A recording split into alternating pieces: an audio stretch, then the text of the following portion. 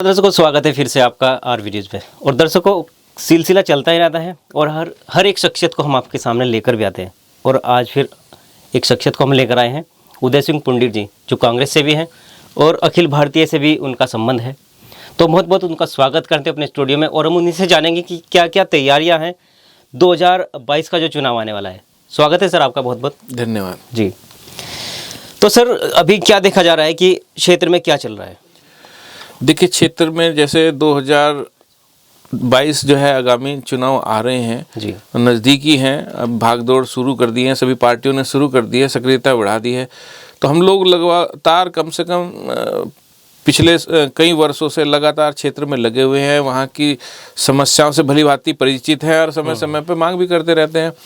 जैसे कि हमारा ढंडेरा गांव है, उत्तराखंड का सबसे बड़ा गांव है और वो कम से कम जो है नगर पंचायत होना चाहिए था। कांग्रेस की सरकार में उसको हमने नगर पंचायत का दर्जा दिलाया, लेकिन बदकिस्मती रही कि 2017 3 तारीख को जो है आचार संहिता लगी। उसके बाद जो है हमारी नगर पंचायत पेंडिंग चली गई और आज 4 साल हो गए हमको डिमांड करते। कई बार हमने ज्ञापन भी दिए हैं जी, और सरकार के खिलाफ बहुत कुछ किया है, लेकिन आज तक हमारे ढंडेरा को नगर पंचायत का दर्जा नहीं मिल पाया।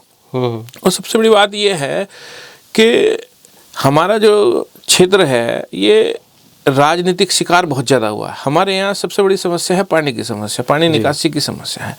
हमारे यहाँ लगभग कई सालों से ये समस्या जस की तस बनी हुई है। अभी मैं कुछ क्षेत्रों में गया था, मोहनपुरा में मैं देख के आया तो घर के बाहर पानी भरा हुआ है। बहुत दयनीय स्थिति है, लोग बाग पता नहीं कैसे रह रहे हैं। तो मेनली यह है कि हमारे जो क्षेत्र के लोग हैं वो हमेशा राजनीति के शिकार हुए हैं। वहाँ समस्या एज इट इज बनी हुई है। कहीं ना कहीं देखा जा रहा है कि हमने भी एक सर्वे किया था, उसमें भी हमें पता चला कि जो लोकल क्षेत्र की जनता है, यानी खानपुर क्षेत्र की अगर जनता की बात करें, वो उनका भी एक मत है कि हम चाह रहे हैं कि अपने क्षेत्र का लोकल कोई उभर के सामने नेता है।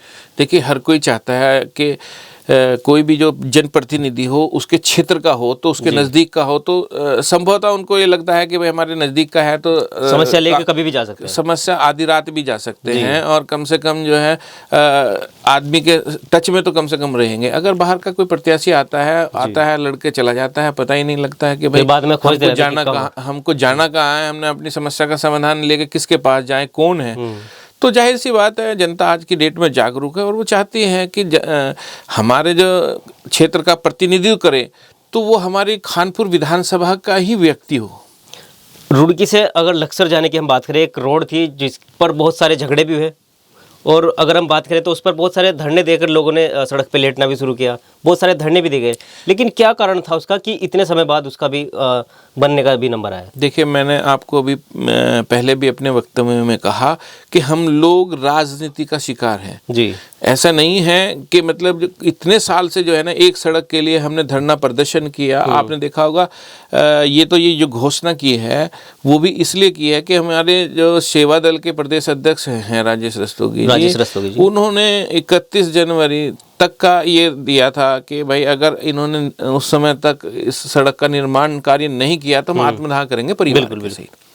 तो उसके दबाव में आकर इन्होंने देखा, आनंद फानंद में इन्होंने उसका निशंक जी ने उद्घाटन कर दिया। अब देखो शुरू तो जब होगा क्या बनेगा वो तब देखेंगे। अभी सुनने में आ रहा है कि शुरू होने वाला है। देखिए, जब हो जाए तो अच्छा है, जब हो जाए तो अच्छा, हम भी स्वागत करेंगे। काम देखिए, क्षेत्र की जनता को क्या चाहिए? काम चाहिए। अगर क्षेत्र की जनता का काम नहीं हो रहा है, क्षेत्र को क्या चाहिए? शिक्षा चाहिए, पानी चाहिए, बिजली चाहिए, सड़क चाहिए। अगर ये उन्हें कंटिन्यू ठीक ठाक मिलती रहे तो उन्हें किसी की चीज़ की ज़रूरत नहीं है। लेकिन जब यही चीज़ कोई प्रतिनिधि उन्हें नहीं दे पाएगा तो और जनता की उपेक्षा करेगा तो जाहिर तौर पे जनता एक न एक दिन उसको नकार देगी। लेकिन समस्या तो हर क्षेत्र में रहती है। अगर हम खानपुर क्षेत्र की बात करें तो बहुत सारी रोडों के नवीनीकरण हुए हैं और बहुत सारी आरसीसी की जो सड़कें बनी है। लेकिन एक छोटा सा मेरा भी सवाल रहेगा कि मैंने भी देखा है हर सड़क पर सबसे ज़्यादा प्रणव चैंपियन के बोर्ड लगे हुए हैं। जी, मैं बताऊं आपको कि चैंपियन साहब को अपने आप को विकास पुरुष मानना अच्छा लगता है। एक सड़क बनेगी और 4 बोर्ड आप जाके देखिए कि एक सड़क पे इधर भी बोर्ड मिलेगा आपको, उधर भी बोर्ड मिलेगा। बोर्डों की संख्या ज़्यादा होगी, जबकि बोर्डों पे ज़्यादा खर्चा होता है, रोडों पे कम। जी बिल्कुल। तो अभी 2022 में किस तरह से आप भी अपना इसमें समय देंगे और क्या आपकी नई जनता के लिए क्या प्रतिनिधि रहेंगे, किस तरह से आप उभर के सामने आ रहे हैं? देखिए, हम लोग जनता के बीच में रहने वाले लोग हैं और जनता के बीच में रहते हैं, उनके सुख में दुख में साथ रहते हैं। और जनता अगर चाहेगी और किसी तरह से हमको कोई अपेक्षा जनता की होगी तो उस पर हम हमेशा खरा उतरेंगे। हमारी प्राथमिकता रहेगी कि वहाँ की पानी की निकासी, रोड, पानी, स्वच्छ पानी और जो बिजली है ये आपको मिल जाए, इतना बहुत है। जनता को इससे ज़्यादा कुछ नहीं चाहिए। बिल्कुल। तो अगर शिक्षा की बात करें तो जैसे ग्रामीण क्षेत्र हैं, खानपुर क्षेत्र की अगर हम बात करें तो शिक्षा के साथ में उसको आप कैसे आगे और बढ़ाना चाहेंगे? देखिए, मैं मान्यवर आपको बताऊं कि हमारी जो विधानसभा है उसमें लगभग 20 साल से एमएलए हैं कुंवर प्रनो सिंह चेम्बे। जी बिल्कुल।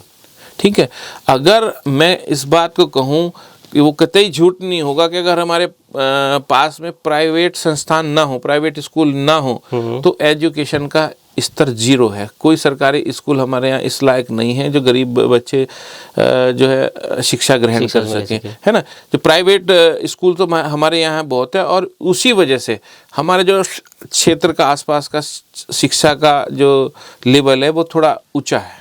बिल्कुल। एक थोड़ा सा और हम जानकारी चाहेंगे कि कुछ ग्रामीण स्तर से हम भी जुड़े हुए हैं, क्योंकि मीडिया का काम रहता है कि लोगों की मत देखें, उनका क्या महत्व, उनकी जानकारी और उनको चाहिए क्या स्पेशल। तो कुछ लोगों ने हमें कहा कि सर यहाँ पर सवारी की बहुत ज़्यादा समस्या रहती है, ट्रैवल्स उनको नहीं मिल पाता। अगर हम लक्सर, रुड़की से लक्सर का जो सफ़र करते हैं तो खानपुर क्षेत्र में भी बहुत सारे ऐसे गांव हैं जहाँ पर अभी तक भी कोई बसें या फिर कोई उनको सुविधाएं नहीं मिल पाती। हाँ, वो एक्चुअली क्या है कि सरकार की तरफ से कोई ऐसा उपक्रम नहीं है कि सरकार की तरफ से कोई बसें उधर वहाँ नहीं चलती, प्राइवेट बसें चलती हैं। तो लोगों की मांग जायज़ है, वहाँ पर कम से कम जाए रोडवेज बसेस हमको मिलनी चाहिए ताकि हमारा जो सफ़र है वो सुगम और सरल हो जाए।